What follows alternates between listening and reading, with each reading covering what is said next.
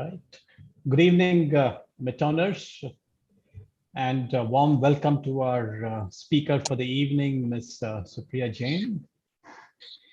I hereby call the 5th meeting of the Rotary Year of Rotary Bangalore Midtown to order. Maybe spend a few moments in silent invocation prayer.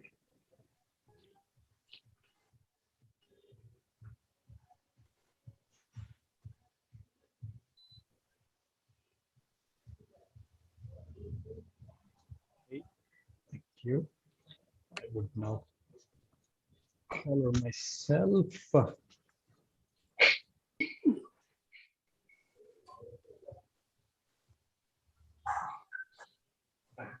And always the pleasant task of wishing our Midtowners. Back to back, I've been on calls. Yeah. Hi, Amita. Yeah, on mute, please. Thanks. Yeah. Hi, I'm sorry. I didn't realize I was talking on mute. Hi, everyone. Hi. Okay, let's go back on mute. Okay. So and maybe request everyone to please go on mute and stay on mute. Yeah, on 22nd of September, we have Anne Rashmi Bhargava celebrating a birthday. On 23rd of September, and Lavanya Naidu is celebrating her birthday. On the 26th of September, we have past President Rotarian Masood Karim celebrating his birthday, and also Rotarian Toshar Hormuzji. On the 27th of September, we have Rotarian Gyan Bhandari and Rotarian Mildred celebrating their birthdays. And on the 29th of September, we have Rotarian Vimal Kedia celebrating his birthday. God bless all of you and many, many, many happy returns of the day. And another 2 happy announcements. We have past Presidents Shama and Gopal Bhatia becoming grandparents once again. And we have past President Kamal Bhandari and Suman becoming grandparents in the same week. So hearty congratulations to both the couples and their children, and all blessings for the young one. We've had 2 significant events in the last 1 week, both happy ones. We had the groundbreaking ceremony of the work at Mugalur Lake in the Mugalur village, and congratulations to past President Ravi Nedungadi and past President Bhaskar for having steered it through to this level. And work has started in full earnest. There's a whole line of excavators and bulldozers there starting their work on the lake rejuvenation along with the Hinduja Foundation. Myrada is executing the works. And the other happy launch was the Happy Minds as part of Mansi project. So Happy Minds got launched last Thursday with a workshop for teachers.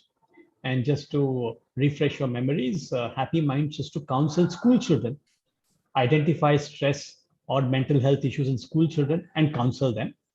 And the team has figured that it should be done in 2 stages. One is to train teachers to identify such children. And the second phase would be to direct such children to our team for counseling. So the district also has been very active, and they're very thrilled with this project. And in collaboration with this district, the first workshop happened, and we had 27 teachers participating in the workshop. And all thanks to Anne Suma Nedungadi, all thanks to Rotarian Sham Sundar Talreja, and earlier Annette and now Rotarian Roshni Bhatia. And we have Nandini Yadalan, Rotarian Dr. Sundareshan, and also our prospective member who's also in the meeting today is Pallavi. Okay, this is the team that enabled Happy Minds to get launched, and I'm hoping that it will go and have its objective. So these are the events of last week. Over to Secretary Namrata for her announcements. Thank you, Shrikant. A warm welcome to everyone. A warm welcome to our speaker, Ms. Supriya Jain, as well. So I have 2 nice announcements. One is that the next week we will be having our business meeting. Can we request everyone to please go on mute? Please be aware, members, and please go on mute. So we have our business meeting next Tuesday, which is the 28th. And please do attend because you will be kept abreast of every project that has happened so far, and also what is the work in progress on the projects. Then we have a real nice surprise, and that is our first physical fellowship. We are going to all meet and we're going to call it Bell Bottom. It's a retro night, and everyone has to come dressed in their bell bottoms and go back into the years when they really dress snazily. It's going to be a fun night. We're going to have a bumper tambola. President Shrikant has been very grateful to give me a nice hefty cash prize, which I'm going to give away on that day. So I'll send you more details shortly. In the meantime, please block your date. And then we have on 5th of October, a star speaker. That's Miss Monica Hallen. She is the ex-editor of Mint. She's the director of FBSP India. She's a torch bearer of investors, and she, investors' interests. And she's a best-selling author of Let's Talk Money. And we are also going to be having some special book giveaways that day. So make sure you all attend in full strength. Thank you. And may I now request past President Nishu Johari to please introduce our speaker, Ms. Supriya Jain. Thank you.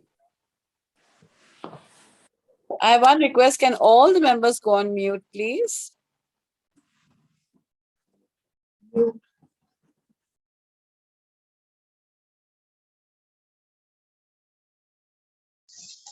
Hi.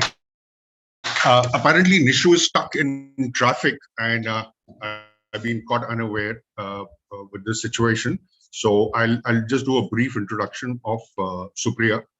Supriya Jain is an award-winning marketer, storyteller, author, book coach, and a content creator. She's been featured in the TEDx, the World Economic Forum, ET Now, Times of India, and many other publications, including many radio programs. She, in fact, has been enabling a lot of business, and she wears multiple hats. In fact, the introduction that we've already shared with you is self-explanatory, and I'd like to kind of want her to come and share her experiences, her life story, and what does she really specialize in, and how she brings in opportunities for all of us to kind of express our lifetime learnings. All of us are great leaders and have serious achievements in life, and many of them could be translated into books. And that was one of the reasons why the meeting committee actually invited Supriya to be here. And she is very relevant to all the achievers that are there in this club, 110 of us. And over to Supriya, without really getting into the details because we've already shared most of it. Thank you very much, and welcome Supriya to the club. Incidentally, she happens to be from the same college as me, and which is Somaya Institute of Management Studies, Mumbai. And so, welcome, Supriya. Thank you. Thank you for having me over and for a kind introduction. It's actually really amazing to be here because I was also a Rotarian many years ago in Jaipur, and I really appreciate all of you taking time out today to attend. So just to add to a little bit of the introduction, I'm Supriya. I'm a single mom, writer, book coach, and you can find me on Instagram at Jain Supriya, or you can look at my website, which is supriyajain.com. I basically started my professional journey in 2007, and life after that, especially last 5-6 years, has been quite a roller coaster ride. And I wanted to share a bit of that story with you before I dive into the book writing piece of it. So in these years, since 2007, I sort of picked up what we call experience. I met people, I heard their stories, worked with over 100 clients, mostly in the corporate space, and few individuals as well. Upskilled myself, spoke at various forums, gave a TEDx talk, wrote a book, and there's one more on the way. But honestly, nothing in my life has gone the way that I planned it when I was a little kid in Jaipur. So I come from very humble beginnings. I was born in Rajasthan in a very conservative family, and my mom sort of instilled in us, that's my sister and me, a very fierce desire to prove ourselves. And from the very beginning, we wanted to sort of prove our worth in a place where women were mostly homemakers. My entire family still women mostly are homemakers. So we studied hard. We sort of pretty much towed the line. My sister became a doctor. I became an engineer, did my MBA, landed a corporate job at a top IT company, and it was really, I thought it was really everything I wanted, and I was totally on this highway to success, and the only way I could go was up, right? And my first job was with Satyam. We all know what happened to that in 2009. So all of a sudden, I was, looking at imminent layoff, but somehow, even in that difficult market, just recovering from the financial crisis, I found a role, and that felt like I had overcome a major obstacle. And after that, I spent 8 years in, sort of going up the corporate ladder. I worked with Marsh & McLennan, I worked with Wipro, but something was missing. And I stepped out of this whole corporate trajectory to follow my own passion. And I started a marketing consulting firm in 2015, which is doing pretty well now, though I'm no longer a part of it. But 2015 was, I think, when the worst happened in my life. In August of that year, I lost my husband to an accident, and I was 33 at that time, and it was honestly the worst phase of my life and not what my life was supposed to be like. But what that event triggered was a self-discovery journey to bring me where I am today. So before he passed away, we were both very career-driven, very ambitious, very like totally workaholics. Especially, I came from a place where failure was not an option. So uh, we were working all the time, and we sort of put our life on hold for when we achieved that, customary notion of success, like we've made it in the eyes of the world. So that was what we were aiming for. And then all of a sudden, he just was gone. And um, honestly, everything that I grew up to believe in was also gone. I mean, I was living these random rules that just made no sense to my life anymore. And then I sort of decided that I wasted enough of my life to chase someone else's idea of happiness, somebody else's idea of success. And when I realized that, that's when my life changed, right? I just did not want to do what I was doing till that point in time. So I decided I'll just follow my heart and figure out where it takes me. And uh, I'm quite happy now in a place that I am. And one thing that really happened when I chose to follow my heart was my baby boy. When Gaurav passed away, we were trying to have a baby. We were actually in the middle of an IVF cycle. I actually had two potential babies inside me, but in this whole trauma grief that followed, they never materialized either. So more like a double loss. But there was still an option for me to have his baby, and despite everybody telling me otherwise, I chose to go down that route. So uh, after 3 years of struggling with IVF treatments, putting literally every rupee I had into the treatment, um, losing my gallbladder because of the medications, um, I was finally successful. And my beautiful baby boy was born in 2018. And the miracle is that he was born, like the first time I held him in my arms was the very day that his father passed away 3 years ago.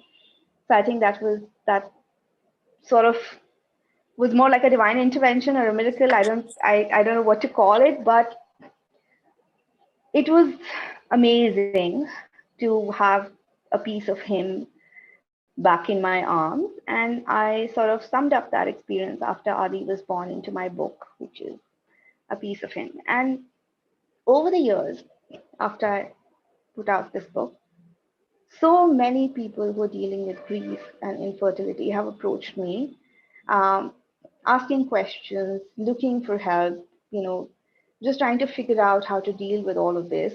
And I like to believe that I have helped them in some way, right? But the reason I'm telling you this story is because I want to emphasize 2, 3 points. One is that all of us have a story that needs to be told. And in this group, I'm sure there are tons of stories just willing to get out there. And no matter who you are, where you are, there are people out there who would benefit from your story. Like it'll give them hope, it'll give them courage, or it might give them tools to just make their life better, right? That's what all those self-help and non-fiction books are about. And the and a book is the best way you can put your story out there. So that's pretty much what I want to talk about. And I sort of stumbled into book coaching, which is really how most of the things have happened in my life. But this is the space where I found my ikigai, my sweet spot of what I love to do and what, of course, other people are willing to engage with me for. So um, I started ghostwriting and editing for books, books for people a few years ago. Most of my clients were up till recently based in the US, but in this process, I also started guiding people through their writing journey. So that evolved into a one-on-one coaching program. I recently hosted my first offsite retreat group coaching program earlier this year when we thought the pandemic was settling down. So I'm happy to say that I've got great reviews uh, from the participants. So which is what sort of brings me here as an expert to talk to you about why you should write a book and how to go about doing that, and while you're thinking about it, what to watch out for. So, like I said, it's very exciting to come and talk to you all because I know that there are too many amazing stories out here, right? So, why do stories matter? Um, and I'll take this up from one of my favorite authors, Yuval Noah Harari. And uh, what he says is that human connection has always been forged through stories, right? From the time cavemen painted walls to the, campfires of ancient tribes, to today when we update social media. Um, what he says is that these common stories that we tell ourselves are the foundation of human civilization. And a well-told story is a powerful tool, especially a personal story, which is much, much more effective than any other communication medium, right? Um, and that happens for a couple of reasons, right? Because a story sort of bridges the gap between you and me. It makes the audience a part of the conversation, right? They have these moments of resonance. It becomes like a dialogue between people, an exchange of meaning, a little sliver of I've been there, I understand, I can put myself into your shoes. So it's not just a lecture or like an endless download of information or a boring PowerPoint presentation, but something that people can resonate with, which is why stories keep the interest intact because they enable people to hear what you have to tell them, right? And draw their own conclusions from what they've heard. Because from whatever I told you, you might have taken away different meanings, different lessons, different ideas of who I am or what I talk about, right? So often those conclusions are very much what you want to tell them in the first place, but it is their conclusion and not something that you're forcing onto them. So that's also another very important part of storytelling. And finally, it helps you connect to your audience because there will always be parts of your story that different people will relate to and sort of helps you put your point across better, right? So that's why stories are powerful, but the words you use to tell your story are very powerful too, because um, words are what we associate meaning with, right? Um, all our minds process words in certain ways depending on the context we are coming from, right? So, for example, if I were to say the word glass, depending on what you are thinking about at the moment, you might associate different meaning with it, right? For some of you, the glass is a window pane. For some of you, it could be a mirror. For some of you, it could be a drinking glass, right? So simply saying that word evokes different thoughts, different ideas, different contexts to all of you. And therefore, the words you choose to tell your story are very powerful too. And there's a very famous, sort of, how would I say, hypnotherapist. Her name is Marissa Peer. And she talks about this power of words and the stories that we tell ourselves. And she talks about it quite extensively. And what she says is what our mind believes becomes our reality. And our mind is much more prone to information that comes to us through stories, right? And the story that you continue telling yourself or continue telling others about you, that becomes the dominant narrative of association with you, whether you, so that could become your, empowering beliefs, limiting beliefs, or that could become a story that people will associate every time that your name comes up, right? So, just like words, the same concept applies to stories being, resonating with something deeper inside you.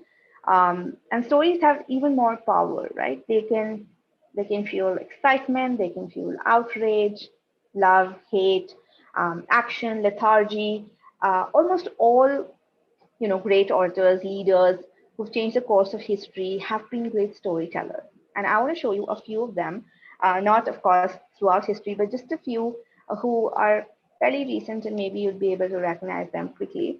I'll show you a few images and just think about what are their stories that come to your mind the minute you see them, right? I'll just quickly share my screen for that.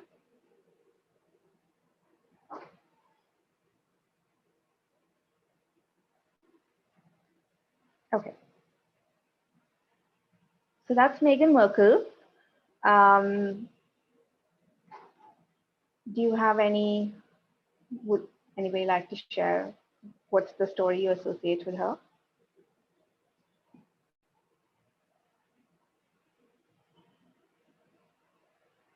Her giving up the royalty and moving on. Yeah, I think that's amazing. I would sum it up as a modern day twist to a fairy tale when the happily ever after is decided by the princess. Okay. Oprah Winfrey. From being a Black woman who was abused to reaching the pinnacle of life and doing it her way, I would think that's what's Oprah. Yeah, amazing. And it's also a typical very rags to riches kind of story, right? That Absolutely resonates there, right? Greta Thunberg. The new kid in the block. True. And what I think of her as, the kid who quit school to really change the world, right? To fight for her own future. And I think this is interesting. That's Adolf Hitler and Martin Luther King. Strict disciplinarians. And men who drove revolutions. Mm. But basically, we know these people because of the stories that we have been told about them. And you might be wondering why I put Adolf Hitler, in this slide here. But that last slide is a very important showcase of the power of great storytelling, right? These two men, just on the power of their oratory, were able to change the course of history, right? They influenced millions of people. Literally, one of them went out and got people to commit genocide, right? One used the power of storytelling to do this genocide bit, and the other used it to liberate millions of people, right?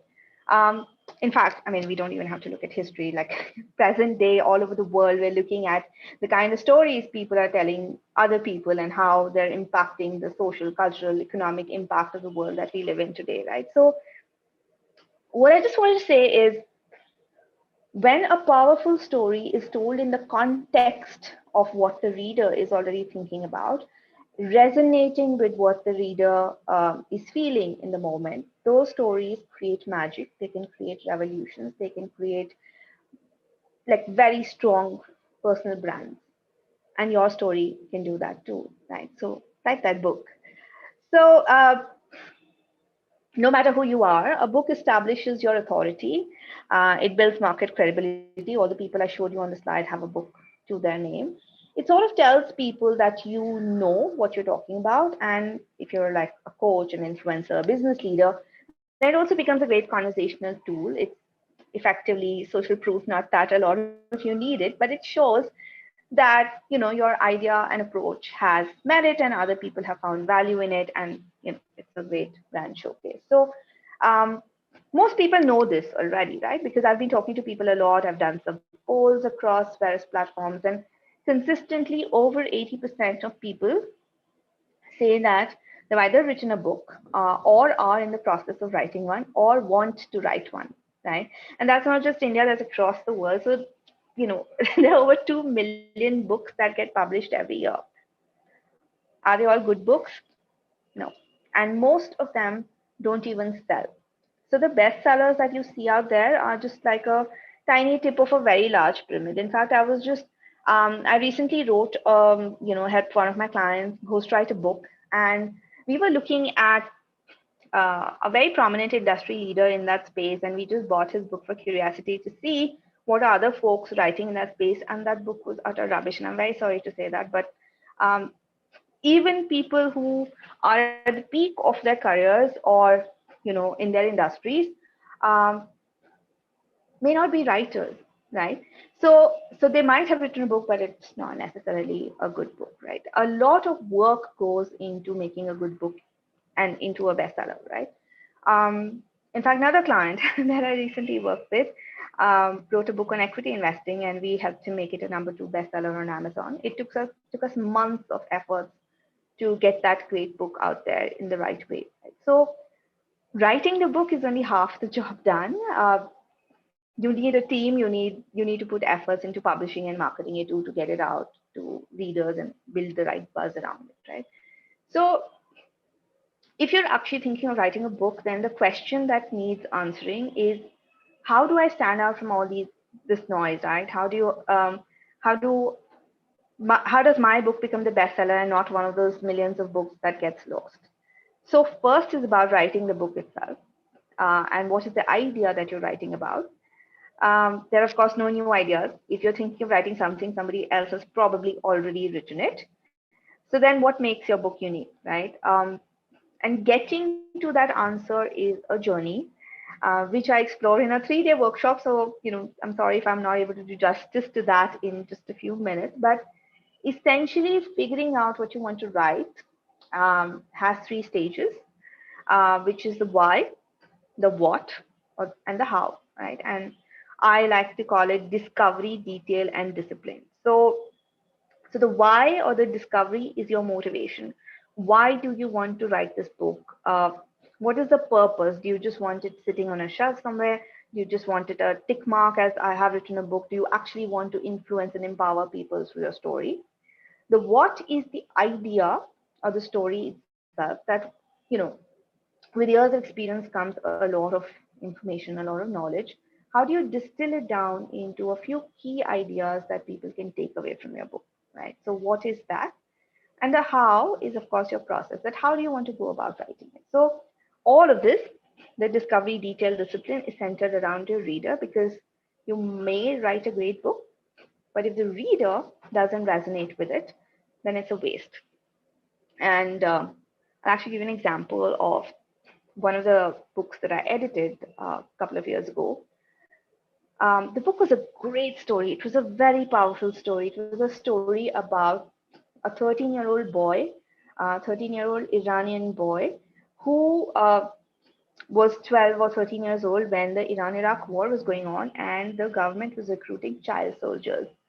So how his parents tried to get him out of Iran to the US, how they like literally went bankrupt trying to move him, take him through different embassies and trying to get a visa, how his father forged documents, and finally, ultimately, how he was smuggled into US illegally through the US, right? Very powerful, very moving story about how parents are willing to do anything for their children, and the pain of the child being torn apart from his parents are just being thrown into a new country without any anchor, right?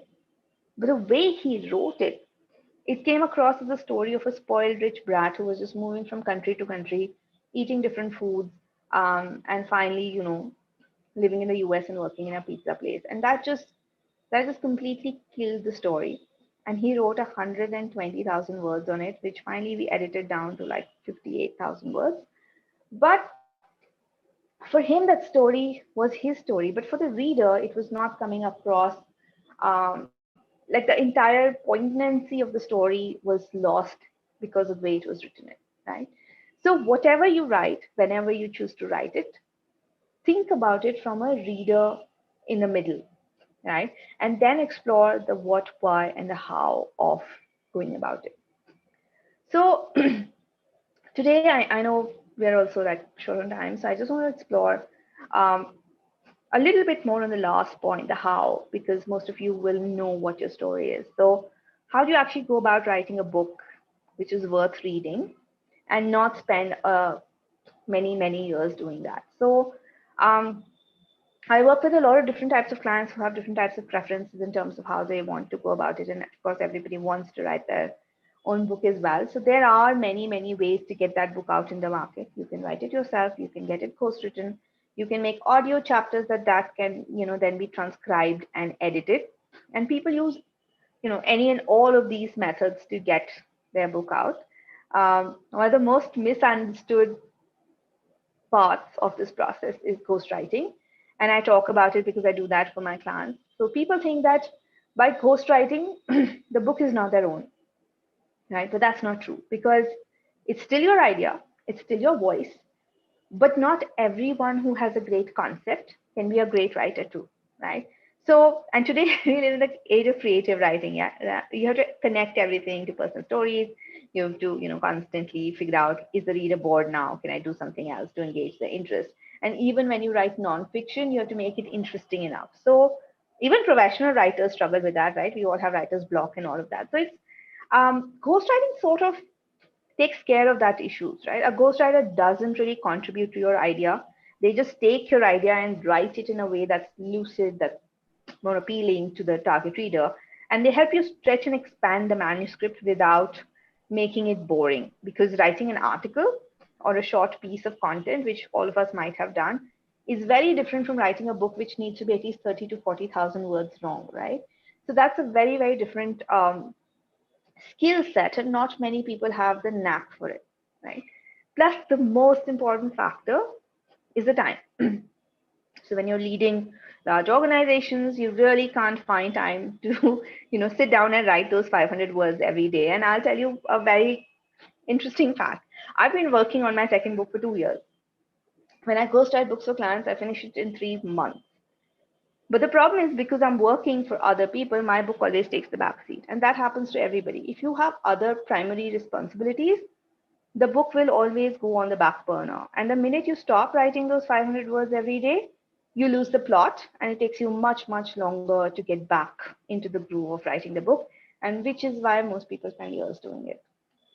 So, which is where getting help to write your book can make the process much easier. It's still your book, but it's now out and published instead of just, an idea in your head. So, I mean, of course, it's great if you want to write it yourself. And if you want to go down that road, I would say remember 2 things, right? Make it a discipline to write every day, even if it's just a few hundred words. And once you're done, hire a good editor who can give you a professional perspective on the gap in the storylines and how it's going to resonate with the reader, right? Just told you about the Iranian guy. So editing, an editor is a author's best friend, right? They will be ruthless, they will be not nice, but they are the people you need to get a book out which is worth reading. And I think that's a very important thing to remember. So after you're done writing, of course, the next stage in the how is publishing, right? And I'm sure for this group here, getting a publisher is not a major concern. So I'm not going to spend a lot of time in the process. If you have any questions, I'd be happy to answer them later. But even if you don't want to go through a traditional publisher, there are tons of options out there. The best part, I think, is that self and assisted publishing is is becoming very acceptable and even more preferred by first-time authors. Um, like, the newer crop, E.L. James, William Young, Amish Tripathi, they've just used self-publishing to skirt around the hurdles of traditional publishing roadblocks, right? So, so yeah, writing the book, publishing the book, and I think the final step is planning the launch of your book. So there are several elements in taking the book to market. Like I said, you probably have to do a website, you probably have to do an event, figure out influencer engagement, social media. Basically, how do you engage that reader into paying attention to your story? And finally, when you hold that book in your hand, it's so very immensely satisfying. So, yeah, I mean, I would just like to end this by sort of encouraging all of you to bring out your powerful stories, your powerful ideas, pen them down, and let them inspire other people in many, many ways. Thank you. I'm open for questions if you have any. Yeah, hi, this is Amita. My question is that should one actually physically publish a book, or is ebook a better idea in today's world? So, I would say that yes, there are lots of people who are still reading paperbacks, and as an author, holding that paperback in your hand is going to be very satisfying for you.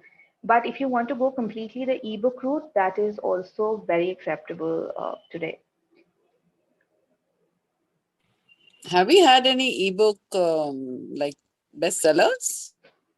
So in India, I don't think people do only ebooks. Only I think a very small set of people are doing that. But in the US, a lot of people have started only the ebook trend. But I don't think there are any listed bestseller on Amazon. Definitely, it's easy to get a Kindle bestseller tag for your book, but I wouldn't recall something very immediately. You can go on Kindle and get yourself listed. So that's one possibility. But yeah.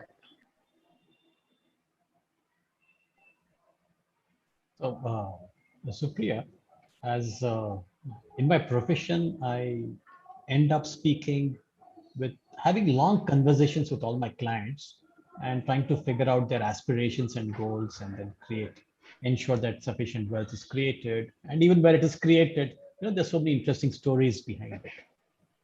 But one of the most common aspirations I discovered when I asked them, the CEOs and CXOs, what do you want to do after retiring? They say, with a wistful look in the eyes, I want to write. Okay. I think it's such a strong compulsion to tell one's story, to express oneself. Yeah. You did mention that the first steps are to figure out why. These are philosophical questions and very difficult. Can you break them down into easier steps for us, Supriya? Sure. So I think the first reason why, like I said, is to figure out what is the motivation behind writing a book, right? For some people, it is just, like I said, a checkbox of their list that I have written a book, For some people, it is more of I have a story that needs to be told, and the book is a manifestation of that story.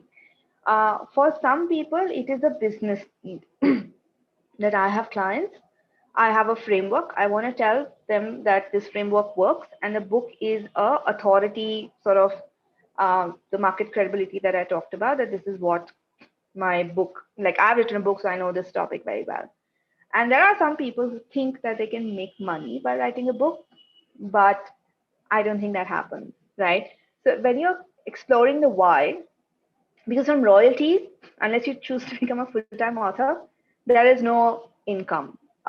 Honestly, like for example, like this book of mine, it retails at $3.99. When it sells on Amazon, I get some 60 rupees, which is which is like it. I'll never even recover the time that I spent writing it, right? So, what is your motivation is most important, because that will determine the direction your book is going, right? If you only want to check mark that I've written a book, you can simply go the ebook route. You can write whatever you want and get it self-published.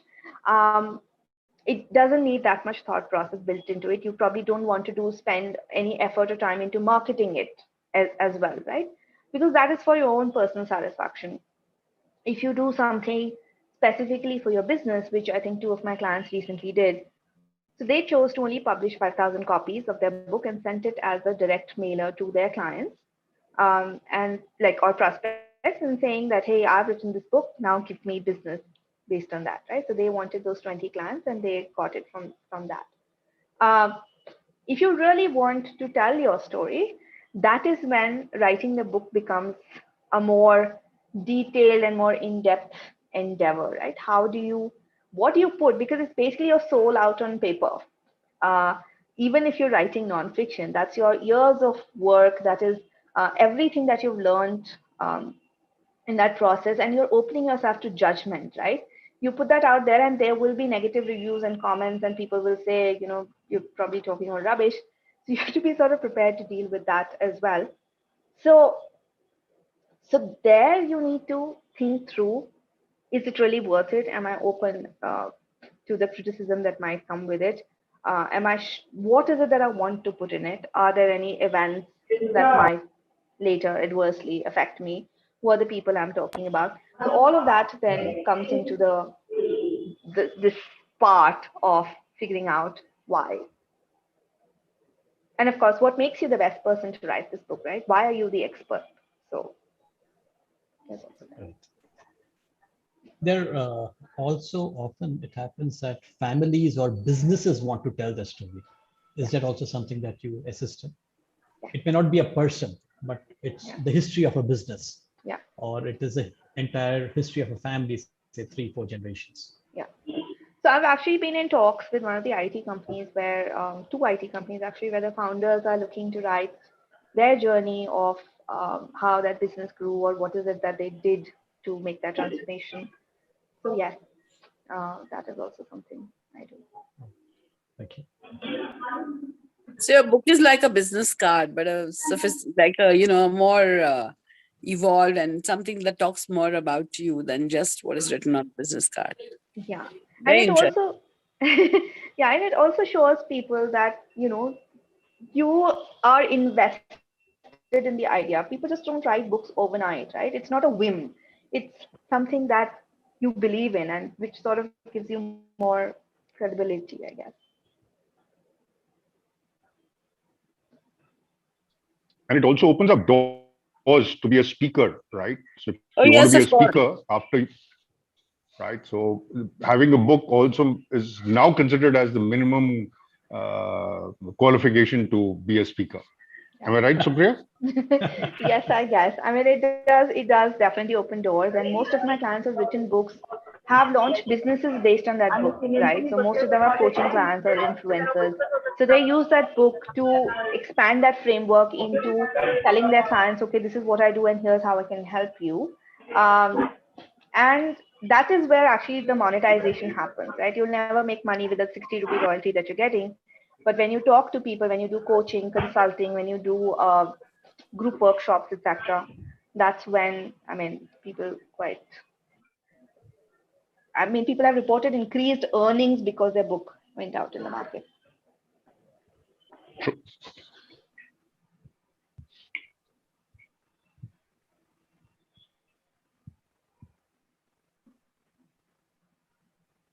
Any other questions? I don't think so. So do share with us your workshop. And if you have a good offer for us at Rotary, I'm sure some of us would join. So do share it with Atul, and he would be happy to share it with us.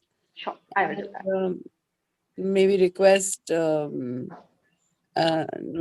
is doing the vote of thanks. No, Amita is Amrit, doing. Madhvi, in fact, we didn't. Nishu and Amita were supposed to do it. So Amita is still here. Nishu sadly is just about reached home. Oh, that's no problem. So may I request Amita to do a vote of thanks, please? Thank you so much, Supriya, for an amazing session and an insightful talk. What an eye-opener. Lots to learn from your story, your journey, and how you have followed your heart and made a mark in the society today. Hats off to you, Supriya. In our Rotary Midterm Club of almost around 107 members, I think where all of them have proven leadership and a story to tell, you have today triggered the hidden writer in us. And I'm sure a few of us have already got the ideas outlined for our upcoming bestseller. We will be reaching out to you once our plans on writing a book get concretized. And once again, on behalf of all of us at Rotary Midterm, a big, big thank you and all the very best, Supriya. Good night. Yes, Thank and also you. thank you, Supriya, for sharing your soul with us. I mean, it takes a lot, and we really appreciate it. Shamsundar, you need to go on mute, please. Shamsundar. It's amazing story of perseverance, Supriya. Okay, inspiring. Thank In you. any case, I'm thinking that today's talk is the one that launches 100 books. So, I agree. I hope so. Thank you. thank you so much, Supriya. Good night. Good night, everyone. Thank you. Yeah, thanks a ton, Supriya. Good Thank night, you, and thank you, Supriya, for everyone. coming. Bye-bye. Yeah. Thank you. Thank you, Supriya. Good luck. God bless. Thank you. Bye-bye. Thanks, Supriya. Thank you, Supriya. Thank you.